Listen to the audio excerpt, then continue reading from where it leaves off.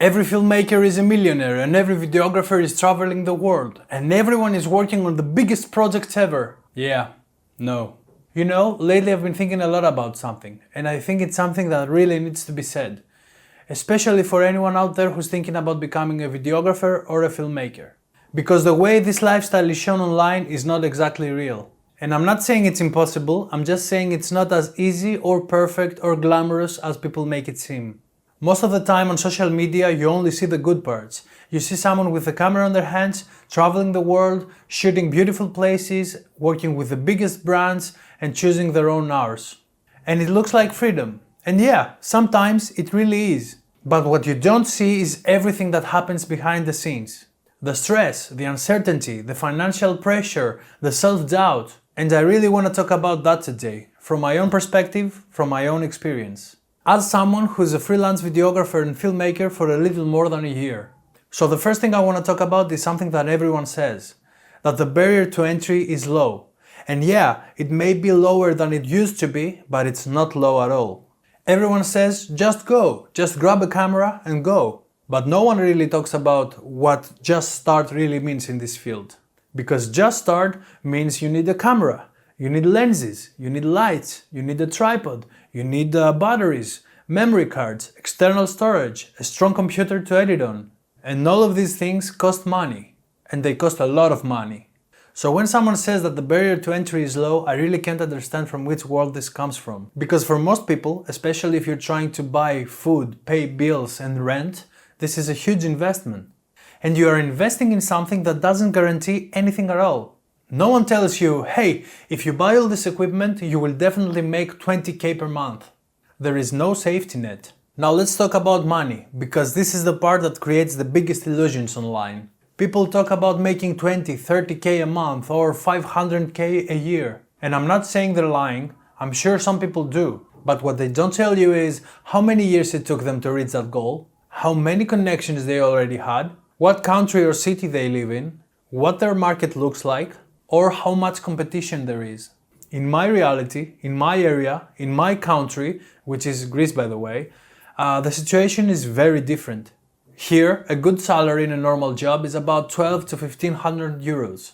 So when a company hears a price of 6 to 800 euros a month for content, in their mind it already feels like a lot. Even if for you it means multiple shooting days, non-stop editing, a lot of revisions, no days off and a lot of pressure. And that's another hard truth. In the beginning, you will probably have to lower your prices. Not because you want to, not because you don't value yourself, but because you have to survive. But people online say, never lower your prices, know your worth. And don't get me wrong, I get what they mean. But it's easy to say that when your fridge is full, your rent is paid, and your savings account is not empty. When you don't know if you can pay your bills next month, you become more flexible. And that's reality. Now the next thing I want to talk about is the unstable nature of freelancing. And this is one of the most important parts. You may build connection with your clients. You might have people that book you for 3 or 4 months in a row and you start thinking, okay, I found stability. And then suddenly a company changes direction, a marketing manager leaves, a budget gets cut, or they hire someone in-house. And just like that, from 2k a month you may drop to 300 a month. From one month to the next. And that insecurity lives in the back of your mind all the time. You can't fully relax, you can't fully feel safe because nothing is guaranteed. And this is something that almost nobody talks about. The mental weight of the pressure.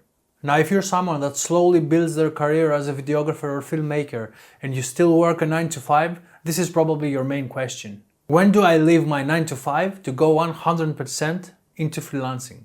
And the most honest answer I can give you is that you can never know for sure. Even if you're making 5k extra per month from your freelancing, it doesn't mean it will last.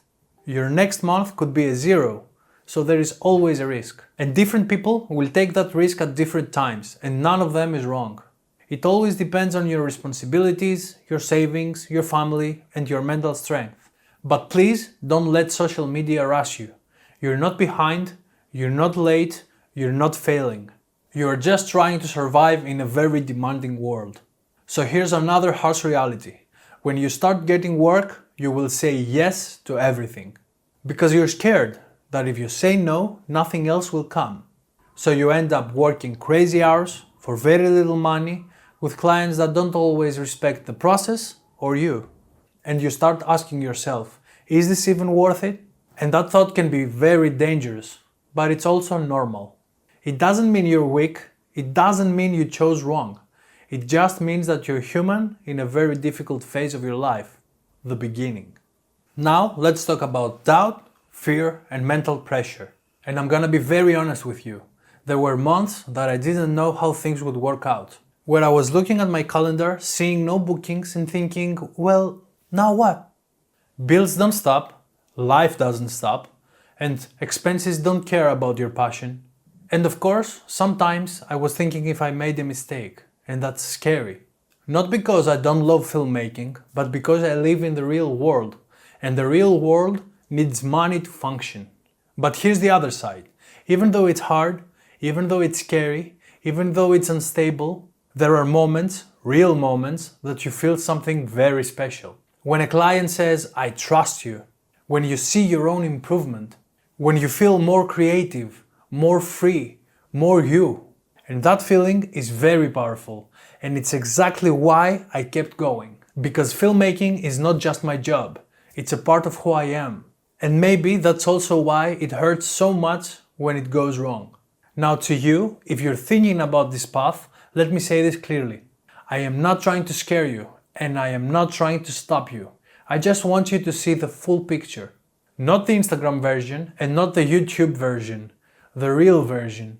Now, if you still want it after hearing all of this, maybe this is really for you. But please, go slow. Build something while you are still safe. Save money if you can. Learn, get better, meet people, create relationships. Oh, and most of all, don't compare your chapter 1 to someone else's chapter 30. As for me, I'm still in the middle of this journey. I don't have all the answers, I don't have perfect stability, and I don't have great success stories yet. But I'm trying to build a life around something that I really love. And if you are in the same position, just know that you are not alone. And maybe that's enough for today. Alright guys, thank you very much for watching. I just really wanted to express my thoughts around this subject because whenever I open my social media or my YouTube, everything seems perfect. And it can be very misleading for anyone who wants to, start his filmmaking career. So just know, be prepared and go for it. It's a perfect thing to do. That's all. I'll see you in the next one. Bye.